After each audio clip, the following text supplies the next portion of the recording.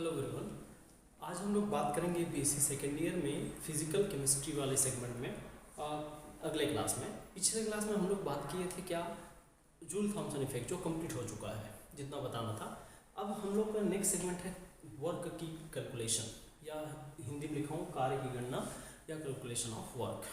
ठीक है, तो कैलकुलेशन ऑफ वर्क या कार्य की गणना, इसमें हम लोग पहले अलग अलग प्रोसेस के लिए चलेंगे, लेकिन उससे पहले एक सामान्य जानकारी के तौर पर समझ लेते हैं कि कार्य या वर्क का मतलब क्या होता है। ठीक है, फिर हम आगे बढ़ेंगे। तो देखिए,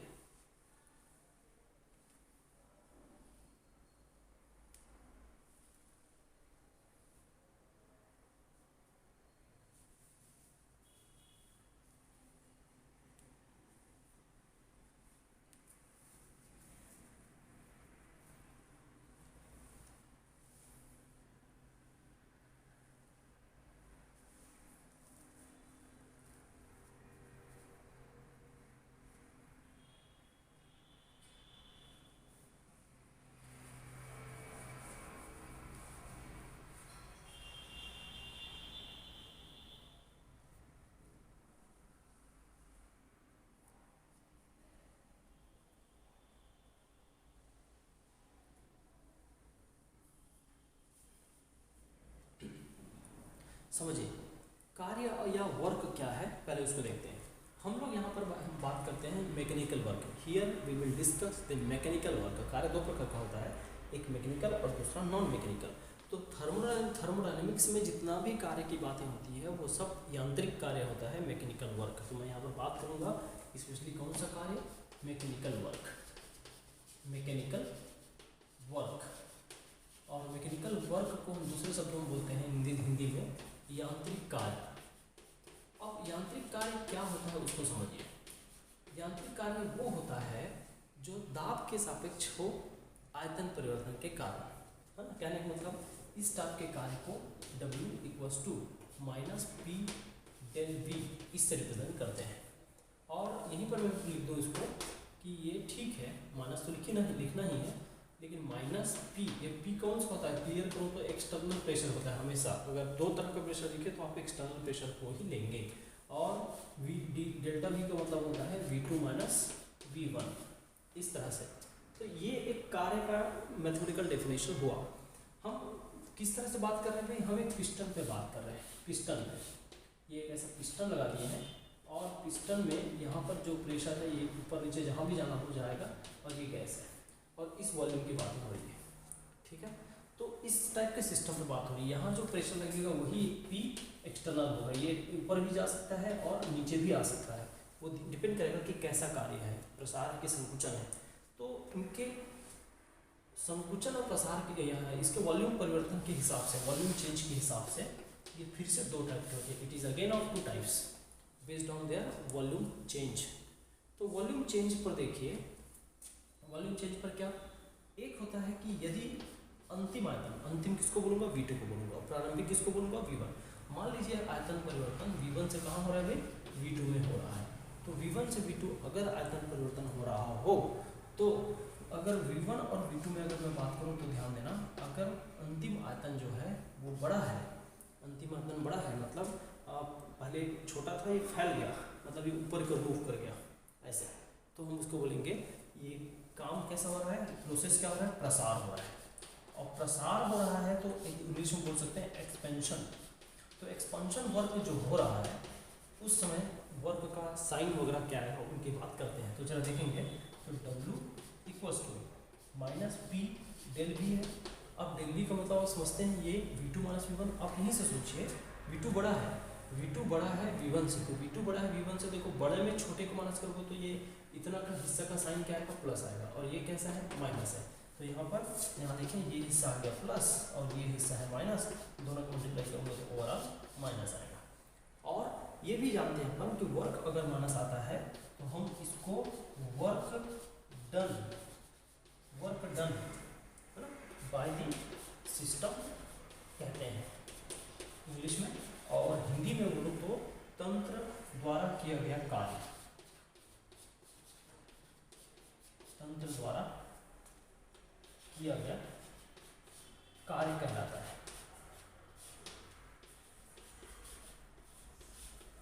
तंत्र द्वारा किया गया कार्य होता है। ठीक है, अब दूसरे साइड की बात करता हूँ। ये हो गया एक साइड। दूसरे साइड में समझिए, अगर V2 और V1 में रिलेशन ये हो कि V2 फाइनल जो प्रेशर है वो वॉल्यूम है वो कम दिखे किससे, V1 से। अब ये कब होगा, V2 V1 कब होगा ऐसा कि इसका मतलब ये हुआ कि पहले पिस्टन का जो वॉल्यूम था अभी प्रेशर इस दिशा में लगा और पिस्टन क्या हुआ, उसको दबा दिया तो ये वॉल्यूम क्या हो जाएगा, कम हो जाएगा। कहने का मतलब अंतिम जो आयतन है वो कम हो जाता है। तो इस समय आप हिसाब किताब करिए, वर्क इक्वल्स टू फॉर्मूला वही रहेगा माइनस पी डेल वी, इसमें कोई अंतर नहीं है। अब यहाँ से देखिए ये dv का वैल्यू V2 माइनस V1 है, तो V2 माइनस V1 के बीच के डिफरेंस को अगर गौर करोगे तो देखो V1 बड़ा है किससे, V2 से। किससे बड़ा है भाई, V1 को बड़ा है किससे, V2 से। तो V1 बड़ा है V2 से, तो ये अंतर को बताइए माइनस में आएगा क्या, ये वाला साइन क्या होगा, माइनस। तो ये देखो ये वाला इसका साइन जो हो जाएगा नेगेटिव, और ऑलरेडी नेगेटिव और है, नेगेटिव मल्टीप्लाई करोगे तो आंसर क्या आ जाएगा, पॉजिटिव। तो इस समय ये जो वर्क दिख रहा है उसको हम लोग बोलेंगे वर्क डन ऑन एक तो बाय द सिस्टम ना बोल के ऑन द सिस्टम बोलेंगे। ये पढ़ाया जा चुका है चिन्ह परिपाटी करके, ठीक है। और हिंदी में लिखेंगे इसको कि तंत्र पर किया गया कार्य, तंत्र पर किया गया कार्य, तंत्र पर किया गया कार्य बोलते हैं इसको, ठीक है। तो इस तरह से वर्क दो हिस्से में बांट दिया गया। अच्छा एक बताना भूल गया कि जब V2 कम हो जाता है, देखो V2 P1 ज़्यादा था, V2 कम हो गया, तो इसको हम लोग बोलते हैं संकुचन। ये संकुचन प्रक्रिया है और कार्य को भी संकुचन कार्य बोलेंगे। और संकुचन मतलब कंप्रेशन, संकुचन मतलब कंप्रेशन, ठीक है, संकुचन या कंप्रेशन, क्लियर है।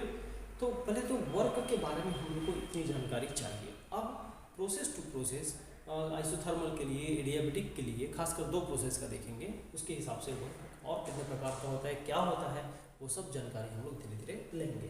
पहले आप बहुत अच्छे से इस डेफिनेशन को नोट करिए। अच्छा एक चीज़ और बता देता हूँ, एक चीज़ और छूट रहा है। कहीं पर आपने देखा था कि वर्क का जब हम रिएक्शन के हिसाब से देखते हैं माइनस पी डेल वी, तो ये माइनस डेल्टा NG/RT होता है ना। जब हम गैसियस रिएक्शन के बारे में बात करते हैं तो यहाँ पर एक ही नया चीज़ है डेल्टा NG। तो डेल्टा NG मतलब number of total moles of product minus number of total moles of reactant, ऐसे सो किया जाता है। तो ये हमको बताता है गैसियस रिएक्शन के लिए या रिएक्शंस के लिए, ठीक है। तो ये भी याद रखेंगे, इसी नोट पॉइंट नीचे लिख देंगे। अब ये हो गया कार्य के बारे में पूरा इन्फॉर्मेशन, नोट करें। देखिए अब हम लोग बात करेंगे वर्क में। सबसे पहले उत्क्रमणीय समतापी प्रक्रम में कार्य, पूरा फुल फॉर्म इंग्लिश में लिखें तो work done in reversible isothermal process. अब प्रोसेस दो तरह का होता है, या तो एक्सपेंशन या फिर कंप्रेशन। तो किसको लिया गया कि एक्सपेंशन को लो कि कंप्रेशन को लो, कोई भी एक ले लो। मान लीजिए चलो कंप्रेशन, दोनों में एक ही कॉन्सेप्ट काम करेंगे, एक ही फॉर्मूला काम करेगा, ठीक है।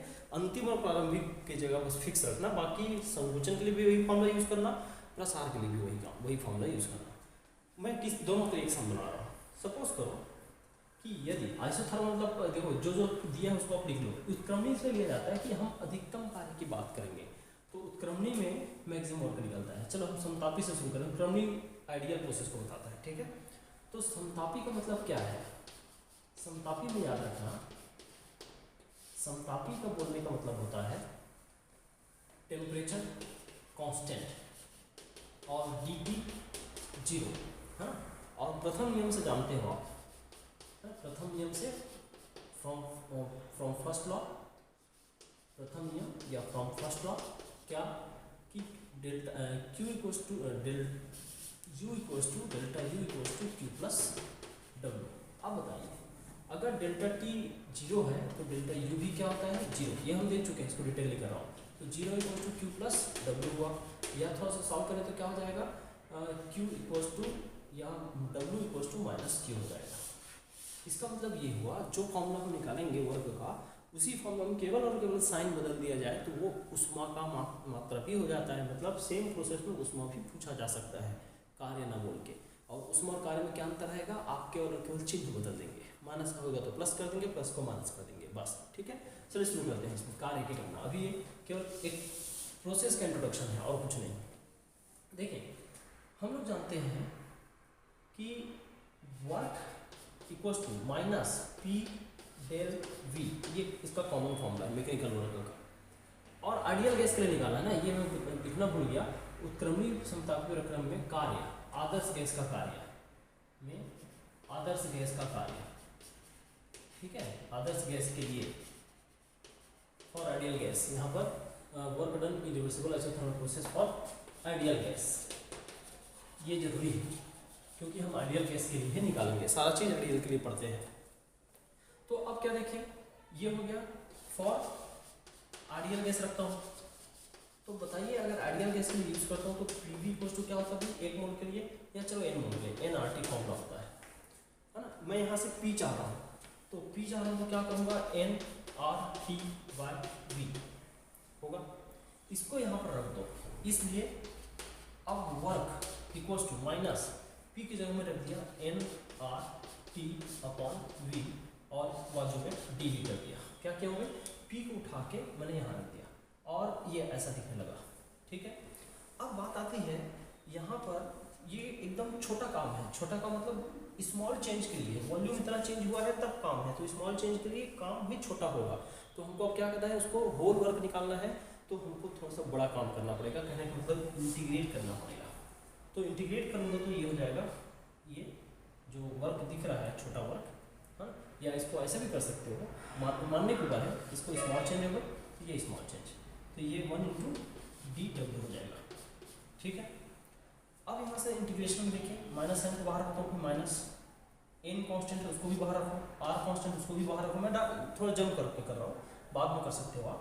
बचा क्या, अब बताइए हम लोग आइसोथर्मल पढ़ रहे हैं ना, तो टेम्परेचर भी क्या है कांस्टेंट, तो एन आर टी पूरा बाहर आ जाएगा, एन आर टी बाहर, और बच क्या जाएगा integration 1/v into D we.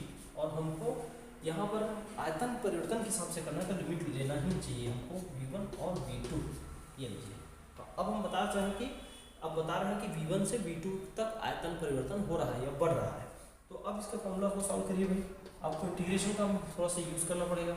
तो इंटीग्रेशन मैथ्स का पढ़ लिखिएगा, ये जानते हैं, यहाँ पर एक मैथ बता देता हूँ कि कुछ नहीं है ना, मान लो कुछ नहीं है और 1 इंटू डी एक्स ऐसे किया जाए तो इसका आंसर x आता है। तो ये देखो यहाँ कुछ नहीं, 1 इंटू डी डब्ल्यू, तो आंसर आएगा डब्ल्यू, ठीक है। कांस्टेंट बाहर एन आर टी, ठीक है। और यहाँ देखो कि 1/x इंटू डी एक्स, ऐसा इसका इंटीग्रेशन करोगे तो ये होता है natural log x ln x, तो यहाँ वही है 1/v इंटू डी वी, तो यहाँ देखो मैं लिखूँगा ln v, ठीक है। और अभी लिमिट लिया गया है, लिमिट को हम लोग ऐसा बॉक्स लगा के नीचे और ऊपर शो करते हैं, अपर लिमिट ऊपर, नीचे लोअर लिमिट नीचे। अभी ये फॉर्मूला आया, अब लिमिट को सॉल्व करना है। लिमिट को सॉल्व करने का तरीका क्या है देखें, तो लिमिट को सॉल्व, ये सब मैथ्स है थोड़ा जो फर्स्ट ईयर में पढ़ाया जाता है। तो लिमिट को सॉल्व कैसे किया जाता है उसको देखें, w इक्वल्स टू यहाँ से माइनस एन आर टी, ठीक है। अब ln की जगह में ln वाले लिमिट को सॉल्व करो, लिमिट सॉल्व करें, देखो यहाँ v है और यहाँ भी v है, ये भी है, तो इस v की जगह में पहले एक बार v2 रखेंगे, एक बार v1 रखेंगे, दोनों के बीच में माइनस साइन रखेंगे। कैसे देखें, ln v2 minus ln v1, इस तरह से लिखते हैं, है ना। वो ब्रैकेट सॉल्व कर चुका हूँ, ये वाला ब्रैकेट पुराना ब्रैकेट नहीं है, चाहो तो मत लिखो ऐसे। अब बताइए यहाँ से minus n r t log में ऐसा दिख रहा है, तो लॉग में, लॉग की प्रॉपर्टी नियम होता है, लॉग में ऐसा जो दिख रहा हो उसको मैं ऐसे भी लिख सकता हूँ v2 अपॉन v1। क्या मतलब हुआ, लॉग का गुण है ln x minus ln y, अगर ऐसा हो तो ln x बटा y करा जा सकता है। तो ये लॉग का नियम है, बेसिक मैथ्स है, बेसिक फर्स्ट ईयर में मैथ्स जो पढ़ते हैं उसी तरह। तो फाइनली क्या हो गया, अब देखो ln को नेचुरल लॉग को मैं log 10 करना चाह रहा हूँ, तो 2.303 का सामने मल्टीप्लाई कर दो, 2.303 n r t, और ये ln की जगह हो जाएगा log बेस 10 और ये v2 डिवाइडेड बाय v1, और फॉर्मूला क्या निकल गया, ये यहाँ रखें, ठीक, ये हो गया वर्क डन। अब यहाँ से एक चीज और याद रखना, अगर प्रेशर को यूज करना है तो प्रेशर और वॉल्यूम हमेशा उल्टा होता है। तो यहाँ पर एक फॉर्मूला को मॉडिफाई करके लिख सकता हूँ, minus 2.303 n r t log और V2 अपॉन V1 की जगह अगर प्रेशर यूज करना है तो प्रेशर उल्टा होता है, तो ये हो जाएगा P1 अपॉन P2। तो ये वर्क डन का फॉर्मूला इसके लिए है, आइसोथर्मल रिवर्सिबल प्रोसेस के लिए। अभी मैं एक्सपेंशन कंप्रेशन कुछ नहीं बोला हूँ, बस इतना मानिएगा ये अंतिम है, ये प्रारंभिक है, ये अंतिम है, ये प्रारंभिक है। अंतिम को अंतिम की जगह रखो, प्रारंभिक को प्रारंभिक की जगह रखो। एक्सपेंशन है तो एक्सपेंशन के हिसाब से साइन आएगा, कंप्रेशन तो कंप्रेशन के हिसाब से साइन आएगा, कोई बदलाव नहीं है। अच्छा, हीट के बारे में बात किया जाए, क्यों निकालना हो तो क्यों निकालना हो, तो यहाँ पर माइनस का प्लस कर दो, क्यों निकल जाता है, तो कहीं कुछ अंतर नहीं है। तो पहले इसको नोट करिए, मैं एक क्वेश्चन इस पर सॉल्व करके दिखाता हूँ आपको। देखिए क्वेश्चन है, यही क्वेश्चन है, बार बार पूछा गया है, देखिए इसीलिए इस क्वेश्चन को लिया हूँ, लेकिन ये बहुत इजी क्वेश्चन है ना, मैंने मोल को अपने हिसाब से लिया है। देखो क्वेश्चन पर पढ़ दिया जाए, उसके बाद हम सॉल्यूशन पे आगे बढ़ेंगे। यदि 2 मोल आदर्श गैस 27 डिग्री सेल्सियस ताप पर 1 लीटर से 10 लीटर तक समतापी उत्क्रमणीय प्रसार दर्शाता है, तो कार्य की गणना कीजिए जूल में। दूसरा इंग्लिश में लिखा हूँ, if 2 mole of an ideal gas is expanded isothermally and reversibly from 1 liter to 10 liter at 27 degree Celsius, then find the work done। क्या मतलब है इसको समझे, प्रोसेस कैसा, आइसोथर्मल और रिवर्सिबल। तो हम लोग अब फॉर्मूला निकाले थे, माइनस 2.303 n RT, फिर लॉग और V2 डिवाइडेड बाय V1 था, फॉर्मूला था ना भाई, minus 2.303 n RT log V2 divided by V1, ऐसा फॉर्मूला था। तो इस फॉर्मूला के बाद क्या समझेंगे कि इस फॉर्मूला के बाद ये कि इस फॉर्मूला में है क्या नया चीज़ बस इतना है कि R का वैल्यू बच्चों याद रखना है, हमेशा के लिए याद रखना है, ये 8.314 जूल पर मोल पर केल्विन जूल में होता है, और अगर कैलोरी पूछे तो 1.98 या 99 कैलोरी पर मोल पर केल्विन होता है। ये वैल्यू हमेशा के लिए याद रखेंगे। हालांकि एक वैल्यू और याद रख लेना, 0.0821 लीटर एटमॉस्फेयर भी होता है, लीटर एटमॉस्फेयर पर मोल पर केल्विन। ये 3 वैल्यू से ज़्यादा जरूरत नहीं पड़ती, यही सब काम करा देता है। अभी हमको जूल में पूछा है, कहीं पर क्वेश्चन लिखा जूल में, यहाँ पर लिख देना है इंग्लिश वाले इन जूल, तो जूल वाले के लिए अपने को पहला वाला यूज़ करना पड़ेगा। याद रखिए R का जो यूनिट यूज़ कर, जिस यूनिट को यूज़ करोगे वही यूनिट आंसर देगा, या यूनिट आंसर भी उसी यूनिट में होगा। तो क्या होता है अपने आंसर, माइनस 2.303 m RT, ठीक है, और लॉग, अब V2 और V1 की जगह रखते हैं। अच्छा, यहाँ पर टेम्परेचर भी है, एक चीज़ और बात कर लेते हैं टेम्परेचर के बारे में। ये टेम्परेचर दिया है, क्वेश्चन दिया है 27 डिग्री सेल्सियस। 27 डिग्री सेल्सियस को अगर हम यूज़ करेंगे तो आंसर गलत आएगा। हमेशा कैलकुलेशन के समय याद रखें, टेम्परेचर को केल्विन में यूज़ किया जाता है, और 27 डिग्री सेल्सियस को केल्विन में बदलने का सबसे आसान तरीका क्या है कि 27 प्लस 273 हमेशा 273 जोड़ देंगे, अब ये केल्विन हो जाता है, तो ये हो गया 300, और 300 केल्विन आंसर होता है ना। तो अब यहाँ देखिए n भी इम्पोर्टेंट है, n कितना दिया, n मेरे ख्याल से 2 दिया, क्वेश्चन लिखा है 2 मोल, तो यहाँ से देखिए 2, और R दिया है कि R के वैल्यू कौन सा उठाए, जूल में निकालना है तो जूल वाला उठाएंगे, 8.314 जूल पर मोल पर केल्विन, और टेम्परेचर हमारे पास है 300 degree kelvin. Then log value कैसे निकालेंगे, V2 अपॉन V1। अब देखो V2 कितना दिया, V2 दिया है 10, अब मैं इसको लिख नहीं रहा हूँ, 10 दिया है, और V1 कितना दिया है 1। कैसे पता चला भाई V1 कौन V2 कौन, भाई कहाँ से कहाँ जा रहे हैं, तो 1 से 10 जा रहा है, तो 10 कौन सा हुआ अंतिम, और 1 कौन सा हुआ प्रारंभिक, तो अंतिम और प्रारंभिक अंतर को अपने अपने जगह रखिए, आंसर हो गया। अब थोड़ा सा लॉग की जानकारी होना चाहिए, आप याद रख लेना, लॉग वैल्यू, लॉग 10 का वैल्यू हमेशा 1 होता है ना, इसको लॉग पढ़ने से हो सकता है, लॉग की कुछ वैल्यू याद रखा करें हमेशा, तो उनमें से लॉग 10 का वैल्यू 1 होता है, तो यहाँ से बड़ा आसान हो गया, 0.2.303 इंटू 2 इंटू 8.314 इंटू 300, और लॉग 10 का कितना हो गया, 1 हो गया, तो इतने जूल में आंसर आएगा। अब इसको आपको कैलकुलेट करना है ना, ये कैलकुलेशन अब आपके ऊपर है, ठीक है। तो ये आंसर है, अब इसकी जो भी आंसर आएगा वो आप लोग कैलकुलेटर से चेक करके लिख लेंगे। देखिए work done in isothermal process हमने किया है, अब हम लोग बात करने वाले हैं work done in adiabatic process. और मैं जो एडियाबेटिक प्रोसेस का वर्क डन बताऊँगा वो मोस्टली बाकी प्रोसेस में भी वर्क करता है, बाकी अभी और अदर प्रोसेस हम की भी बात कर लेंगे। पहले जो देखिए work done in adiabatic process के बारे में पहले, ठीक है। ध्यान दें, एडियाबेटिक प्रोसेस जैसे ही बोलते हैं हम लोग, एडियाबेटिक मतलब हिंदी में तो दोष, जैसे एडियाबेटिक शब्द बोलते हैं तो Q का वैल्यू हो जाता है 0, और Q का वैल्यू 0 हो जाता है तो प्रथम नियम से from first law of thermodynamics, first law, तो ये क्या होता है, delta U equals to Q plus W, ये फर्स्ट लॉ ऑफ थर्मोडायनेमिक्स है। तो यहाँ पर अगर हम 0 का वैल्यू रखते हैं तो केवल ये क्या बचता है, W। तो आपको पता होना चाहिए कि एडियाबेटिक प्रोसेस में वो जो वर्क डन होता है वो केवल इंटरनल एनर्जी का चेंज होता है, और ऐसा बोल सकते हैं कि एडियाबेटिक प्रोसेस में work done internal energy change के बराबर होता है, और ये हमको साफ साफ दिखाई भी पड़ रहा है, ठीक है। अब दूसरी बात ये कि एडियाबेटिक प्रोसेस इतना बोलने के बाद वर्क डन की अगर बात करूँ तो अब यहाँ बड़ा सिंपल हो गया, work equals to delta U equals to n CV dt भी होता है ना। अब यहाँ से ही हमारा फॉर्मूला हो जाएगा n CV रहेगा और यहाँ T2 माइनस T1, ज़्यादा से ज़्यादा इतना ही कर सकता हूँ। तो यही तो वर्क डन का फॉर्मूला है और हमको कुछ करना नहीं है। अब बात आती है CV, ये CV बार बार आता है। CV का मतलब यहाँ पर क्या है, हियर, यहाँ CV equals to molar heat capacity, molar heat capacity at constant volume,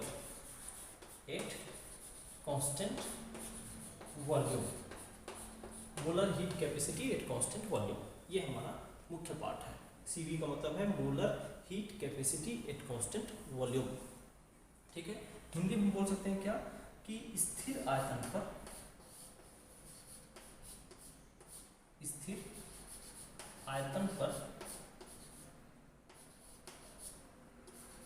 molar ऊष्माधारिता,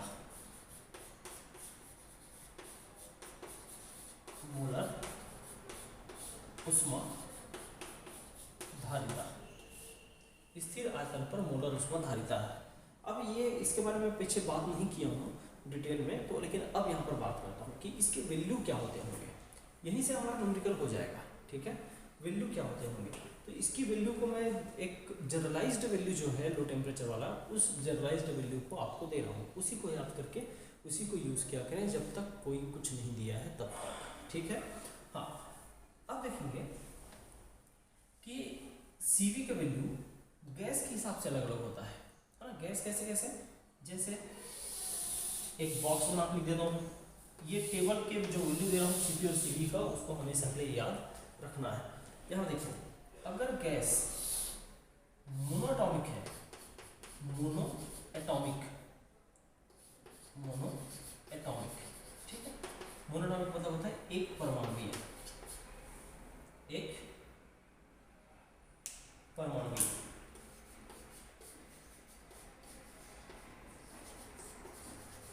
तो CV का वैल्यू और CV का वैल्यू क्या होगा उसकी बात कर लेते हैं। यहाँ ऐसे बहुत सी जगह बढ़ा रहा हूँ, हाँ दोबारा लिख रहा हूँ, ठीक, छोटा हो रहा है। मोनोएटॉमिक गैस का मतलब क्या है, तो एक परमाणुवीय गैस, एक परमाणुवीय गैस है जो प्रकृति में है एक ही एटम से मिलकर बनता है, जैसे हीलियम गैस है, ये एक परमाणु है, ये इसी फॉर्म में इसका एटम भी होता है और इसी फॉर्म में इसका एग्जिस्टेंस भी होता है। जो एटम है वही उसका विद्यमान, मतलब प्रकृति में हीलियम ही इसी रूप में मिलता है, He2 He3 ऐसा कुछ नहीं होता, ठीक है। तो हीलियम है, नियॉन है, आर्गन है, ये सब जो यूनिट के अक्री गैस हैं वो सब इसमें आते हैं। दूसरा है द्विपरमाणुवीय, द्विपरमाणुवीय में कौन कौन आएगा, द्विपरमाणुवीय, ठीक है, इंग्लिश में डायटॉमिक, इसमें जैसे H2 है, ये प्रकृति में इस रूप में मिलता है, हाइड्रोजन इसका एटम रूप है, एक H बोलूँ तो एटॉमिक रूप, लेकिन H2 बोलूँ तो इसका नेचुरल एग्जिस्टेंस, और O2 N2 एटसेट्रा, ठीक है। और आखिरी में हम लोग रख देंगे क्या, डायटॉमिक होने के बाद अब यहाँ रख देंगे बहुपरमाणुविक, ए, है ना, इसको बोल देते हैं पॉलीएटॉमिक, पॉलीएटॉमिक बहुपरमाणुई या पॉलीएटॉमिक। इसमें बहुत सारे आते हैं, इन दोनों को छोड़ के जो भी हैं सब इसमें आएगा, गैस होना चाहिए बस। अच्छा, अब यहाँ 3 कॉलम बना रहा हूँ, एक जगह मैं Cv रखूँगा, दूसरी जगह Cp रखूँगा और Cp अपॉन Cv रखूँगा, इसका मतलब गामा, ये भी कांस्टेंट है, Cp बटा Cv को गामा बोलते हैं, Cp बटा जो Cv वैल्यू है उसको क्या बोलते हैं, गामा। Cv का वैल्यू देखें, यहाँ पर 3/2r यहाँ से शुरू होता है, 3/2r के बाद एक जोड़ दोगे तो इसमें हमेशा एक कदम आगे रहता है, 1r मोर होता है, तो 1r मोर तो यहाँ पर 3/2 प्लस 1 r कर दूँगा 5/2r हो जाएगा, ये है ना, तो ये 5/2r होता है और ये 7/2r होता है, और यहाँ पर 3r होता है और ये 4r होता है। ये वैल्यू निकलता है डिग्री ऑफ फ्रीडम से, डिग्री ऑफ फ्रीडम करके टॉपिक होता है, उससे निकलता है हायर क्लासेस में। देखिए अभी हम उतना डिटेल नहीं जा रहे हैं, अभी इस टेबल को याद करके चलेंगे, ठीक है। अब बताइए, ये और ये दोनों का रेशो Cp ऊपर और Cp नीचे कर दूंगा तो क्या बचेगा, यहाँ बचेगा, सब कट जाएंगे, केवल 5/3 बचेगा, है ना, वो 5/3 का वैल्यू निकाल लेना, 1.66 आएगा। यहाँ 7/5 बचेगा, 7/5 का वैल्यू निकाल लेना भाई, तो 7 एकम 7, 7 5 चौके 20, 1.4 आएगा। और यहाँ पर देख लेना, यहाँ 4/3 कर लेना, 4/3 करेंगे तो 4/3 एक बार जाएगा 1 पॉइंट हो जाएगा, फिर बचेगा 1 10 तो 3 या 9 1.33 समथिंग आएगा, ये लीजिए 4/3 का। तो इस टेबल में जो Cp है, Cv है और गामा, गामा मतलब दोनों का अनुपात, बड़े Cp के ऊपर Cv नीचे हमेशा फिक्स है। तो मोनोटॉमिक डायटोमिक ट्राइटोमिक के लिए बहुत इजी वैल्यू है, 3/2r से 5/2r, 5/2r 7/2r, 3r 4r, और वैल्यू उसके बाद रेशियो बना के याद कर लेते हैं। तो ये एडियाबेटिक सिस्टम पे वर्क हो गया, है ना, यहीं लगे हाथ। मैं आपको वर्क डन में वर्क इन आइसोबारिक बात करूँ तो आइसोबारिक में कुछ नहीं करना है, आइसोबारिक जहाँ दाब निश्चित हो तो वर्क इक्वल्स टू यहाँ पर -P del V ही होगा, कोई डाउट नहीं है, ठीक है। और वर्क इन है ना, आइसोबारिक मतलब समदाबी, समदाबी में कार्य बोलोगे तो यही फॉर्म नहीं होता, इसलिए नया और नहीं बताया गया। वर्क इन आइसोकोरिक, आइसोकोरिक सम आयतनी में ऐसा बोला जाए, सम आयतनी, तो सम आयतनी प्रक्रम में अगर हमको कार्य बोला जाए, तो सम आयतनी प्रक्रम में कार्य बोला जाए तो याद रखें यहाँ P del V होता है, और सम आयतनी में क्या होता है, ये शून्य होता है, तो यहाँ बाकी भी शून्य होगा, तो कार्य हमेशा शून्य होता है, इतना याद रखना है, कार्य हमेशा शून्य होता है सम आयतनी में, और आइसोबारिक में ये फॉर्मूला यूज होता है। और एडियाबेटिक और दूसरा उनको बहुत अच्छे से पूछा जाता है, उनको डिटेल में किए हैं, ठीक है बात। ये न्यूमेरिकल नहीं करा रहा हूँ, इस पर कम न्यूमेरिकल है, पर आ जाएगा तो इस फॉर्मूला से कर लेंगे आप, ठीक। तो ये हो गया वर्क डन के बारे में। अब मैं एडियाबेटिक प्रोसेस में एक टॉपिक और आता है, उस पर और बात करता हूँ कि ताप, दाब, आयतन तीनों में संबंध, है ना, एक नियम होता है समतापी और एडियाबेटिक में आसपास एक नियम होता है, उस नियम की बात करता हूँ। तो पहले आप इतना के नोट करिए, फिर मैं एडियाबेटिक प्रोसेस में ताप, दाब और आयतन में प्रारंभिक और अंतिम आयतन, दाब और ताप कैलकुलेट करने के तरीके बताता हूँ। हम लोग बात करने वाले हैं कि एडियाबेटिक प्रोसेस में अब प्रारंभिक और अंतिम दाब वाला जो क्वेश्चन, प्रारंभिक अंतिम दाब ताप आयतन वाला जो क्वेश्चन आता है उसके बारे में ध्यान दें। एडियाबेटिक प्रोसेस में ही बात हो रही, एडियाबेटिक मतलब रुद्धोष्म में ही बात हो रहा है, ठीक है, ध्यान दें। रुद्धोष्म और एक होता है क्या, समतापी, तो दोनों से संबंधित करके बताता हूँ तो ज़्यादा अच्छा याद होगा। हाँ, ऐसा लिख देता हूँ, प्रारंभिक व अंतिम ताप, दाब, आयतन की गणना, कैलकुलेशन ऑफ इनिशियल और फाइनल टेम्परेचर, प्रेशर, वॉल्यूम, ये हमारा हेडिंग है, calculation of initial and final temperature, pressure and volume, ये हमारा टॉपिक है। ठीक है, अब ये समझिए कि इसमें कैसे कैसे, तो इसके लिए नियम होता है। आइसोथर्मल और एडियाबैटिक को हम लोग थोड़ा डिटेल जाएंगे। एक तरफ आइसोथर्मल को भी ज़्यादा नहीं जाना है, और एक तरफ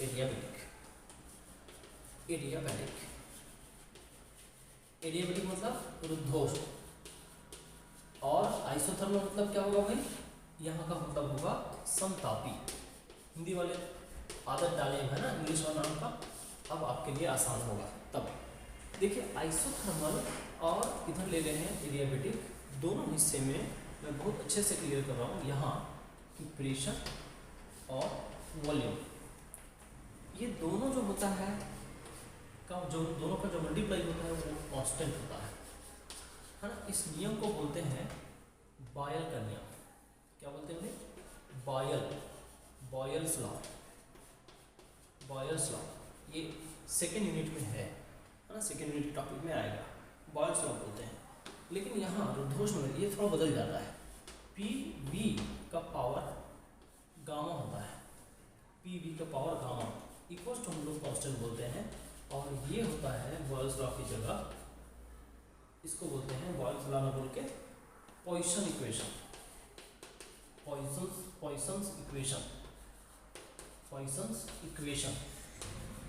समीकरण, पॉइसन समीकरण। ठीक है, और ये इसको बोलते हैं बॉयल का नियम। ये भी तो बॉयल का नियम ज़्यादा फेमस है, स्कूल लाइफ से पढ़ते आ रहे हैं। तो बॉयल्स के नियम में पी और वी कांस्टेंट होता है, उसमें बॉयल के नियम में थोड़ा सा परिवर्तन कर दिया, गामा लगा दिया, गामा पावर वी के पावर में गामा लगा दो, ये बन जाता है पॉइसन इक्वेशन। ये एडियाबैटिक पर वर्क करता है और ये आइडियल पर वर्क करता है। ये स्थिर नियम ही, शब्दों में नियम ही है, स्थिर आयतन दाब, स्थिर ताप पर प्रेशर और वॉल्यूम का मल्टीप्लाई कांस्टेंट होता है। बिल्कुल उसी तरह स्थिर ऊष्मा पर प्रेशर और वॉल्यूम का पावर गामा का मल्टीप्लाई हमेशा कांस्टेंट होता है। तो इससे क्या स्थिति बनती है? इससे स्थिति ये बनती है कि अगर हमको P1 V1 मतलब इनिशियल स्थिति को फाइनल स्थिति से रिलेटेड करना हो, P2 V2, तो ये रिलेशन फॉर्म आता है P1 V1 equals to P2 V2। इससे हमको 4 डाटा दिख रहा है, 4 में से अगर स्थिर ताप पर 3 भी दिया हो तो हम चौथा निकाल लेते हैं। फिर यहाँ पर देखिए इधर के हिस्से में कि P1 V1 का power gamma equals to P2 V2 का पावर गामा, ये रिलेशन से हम 4 में से 3 मिल दिया हो तो चौथा निकाल सकते हैं। ठीक है, गामा तो नॉन होगा ही। अब बात आती है कि इस पॉइसन इक्वेशन का ये पहला फॉर्मेट है, ये क्या है? ये फर्स्ट फॉर्म है, पॉइसन इक्वेशन का फर्स्ट फॉर्म है। ऐसे ऐसे 2 इक्वेशन और आते हैं, है ना। ये किसके रिस्पेक्ट में हुआ? प्रेशर और वॉल्यूम के रिस्पेक्ट में। अब हम बात करते हैं प्रेशर और टेम्परेचर के रिस्पेक्ट में। तो इसी को मैं मॉडिफाई करके दिखाऊंगा। इधर अब यहाँ तक क्लोज कर देंगे और डिटेल नहीं जाएंगे। ठीक है, क्वेश्चन ज़्यादा नहीं बनाना है, इस पर रिलेशन को ध्यान रखना है। ध्यान देंगे, प्रेशर और टेम्परेचर को जब डिराइव करना हो तो हम आइडियल गैस की बात करेंगे हमेशा। तो देखिए आइडियल गैस के लिए क्या होता है? आदर्श gas PV equals to RT, एक मोल के लिए निकाल रहा हूँ, PV इक्वल्स टू RT होता है। फिर यहाँ से PV इक्वल्स टू RT होता है। अब PV इक्वल्स टू RT होता है, वहाँ तक ठीक है। फिर हम क्या करें? PV इक्वल्स टू RT, हमको चाहिए यहाँ से वॉल्यूम को भगाना है, उसकी जगह टेम्परेचर, वॉल्यूम को भगाना है, टेम्परेचर लाना है। तो वॉल्यूम को भगाने के लिए RT बाय V कर देता हूँ, ये हो जाएगा P। नहीं, वॉल्यूम निकालना है, P करना पड़ेगा, P। ठीक है, अब यहाँ से इस वैल्यू को उठा के उस समीकरण 1 में रख दो तो क्या हो जाएगा? इसलिए P V की जगह पूरा RT upon P power gamma और इक्वल्स टू कांस्टेंट होगा। फिर क्या करना है कि इस P और इस P को एक काम करते हैं, पावर पहले सॉल्व करते हैं। P का पावर P इंटू P का पावर, यहाँ देखो P पी इंटू आर का पावर गामा, टी का पावर गामा और नीचे पी का पावर गामा। इस पी को इधर ले आइए तो क्या हो जाएगा, पी और पी का पावर माइनस गामा और आर का पावर गामा। आर को एक चेंजेस करूँगा क्या कि आर को मैं उधर ले जाता हूँ कांस्टेंट के नीचे, तो कांस्टेंट डिवाइडेड बाय आर का पावर गामा। हाँ, अब इसको थोड़ा सा देखिए, ये क्या हो जाएगा, P यहाँ पावर 1 है और यहाँ पावर होगा माइनस गामा है, तो P का पावर हो जाएगा 1 माइनस गामा है ना, और T का पावर हो जाएगा गामा इक्वल्स टू, ये भी कांस्टेंट है, R भी कांस्टेंट है, गामा भी कांस्टेंट है, सभी कांस्टेंट है, एक नया कांस्टेंट हो जाएगा, न्यू कांस्टेंट।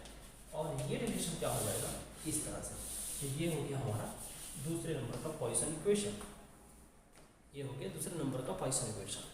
तो अब हमको क्या कर सकते हैं, इससे क्या फायदा सुविधा होगा कि P1 minus gamma T1 gamma equals to P2 minus gamma T2 gamma. इस फॉर्मूला को रख के चार दाब में से हम 3 दिया हो तो एक निकाल सकते हैं, ठीक है, ये हो सकता है। अब एक संबंध और इसमें कोशिश करता हूँ निकालने का, मैं एडियाबेटिक का ही है लेकिन इधर लिखा हूँ जगह के कारण। तो अब देखेंगे हमको, हमारे पास प्रेशर वॉल्यूम हो गया, प्रेशर टेम्परेचर हो गया, टेम्परेचर और वॉल्यूम एक बार में कर लेते हैं, इसी से करते हैं टेम्परेचर और वॉल्यूम। तो यहाँ प्रेशर को भगा के टेम्परेचर निकालना है, तो देखिए टेम्परेचर और वॉल्यूम के लिए पॉइसन इक्वेशन कैसे, एक काम करिए आइडियल गैस के लिए p v equals to r t, तो इससे हमको टेम्परेचर और वॉल्यूम, इसमें हमको प्रेशर को भगा के टेम्परेचर लाना है, तो यहाँ से प्रेशर निकालिए आर टी अपॉन वी होगा। अब इसको समीकरण 1 में रखिए, है ना, तो समीकरण 1 में रखने पर क्या हो जाएगा, आर टी अपॉन वी और बाहर वी का पावर गामा और है और ये कांस्टेंट है, ठीक है। तो इस v को ऊपर ले जाइए तो क्या बनेगा, आर टी v का पावर यहाँ से गामा और ये v का पावर क्या हो जाएगा, v का पावर -1 हो जाएगा कांस्टेंट, ठीक है।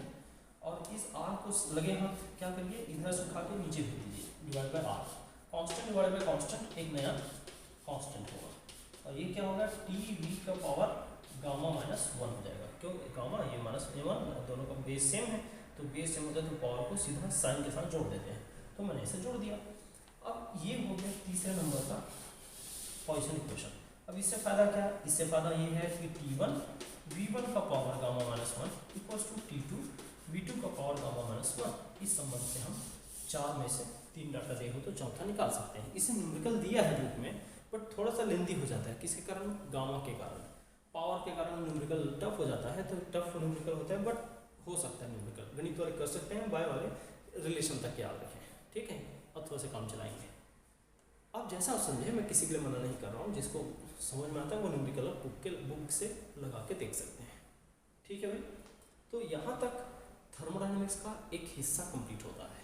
कौन सा हिस्सा, क्लासिकल थर्मोडायनेमिक्स वाला पार्ट होता है। अभी थर्मोकेमिस्ट्री में जाना बाकी है, हम इसके बाद अब चलेंगे थर्मोकेमिस्ट्री में। थर्मोकेमिस्ट्री का मतलब थर्मोडायनेमिक्स जो कॉन्सेप्ट पढ़े उनका केमिस्ट्री में यूज़, क्योंकि हम केमिस्ट्री के लिए पढ़ रहे हैं, और थर्मोडायनेमिक्स से जो पीछे पढ़ रहे थे क्या है, ये फिजिक्स का पार्ट है। यहाँ तक फिजिक्स और केमिस्ट्री में सेम ही है, फिजिक्स में ज़्यादा भी पढ़ते हैं इससे, लेकिन अपने लिए जितना जरूरी था उतना मैं कराया हूँ, और सिलेबस में था उतना कराया हूँ। उसके बाद अब इस लॉजिक को हम लोग को एक्चुअली जिस उद्देश्य से पढ़ रहे हैं उद्देश्य में जाना है। हम किस उद्देश्य से पढ़ रहे थे, हम उस उद्देश्य से पढ़ रहे थे कि हमारे केमिस्ट्री में इस लॉजिक को यूज़ करके किसी एनर्जी की कैलकुलेशन को अंजाम दिया जा सके। और एनर्जी क्या क्या होता है, किसी रिएक्शन की एंथैल्पी होता है, हाँ, किसी अब रिएक्शन कई प्रकार के होते हैं, हाइड्रोजनीकरण होता है, उदासीनीकरण होता है, दहन अभिक्रिया कंबशन होता है, हीट ऑफ फॉर्मेशन होता है। तो सभी अभिक्रियाओं में ऊष्मा परिवर्तन को प्रैक्टिकली कैसे नापें, इस कॉन्सेप्चुअली कैसे नापें, वो अब हम करेंगे, तो वो सिर्फ केमिस्ट्री में यूज़ होगा, ठीक है। अब वो फिजिक्स का नहीं है, लेकिन फिजिक्स के कॉन्सेप्ट ये जो पढ़ रहे थे उसी को यूज़ करना है, तो अब वो अगले क्लास में करेंगे। अभी इतना नोट करिए बहुत अच्छे से, और इसका न्यूमेरिकल बुक है तो बिल्कुल बना के देखिए, है ना। चलिए।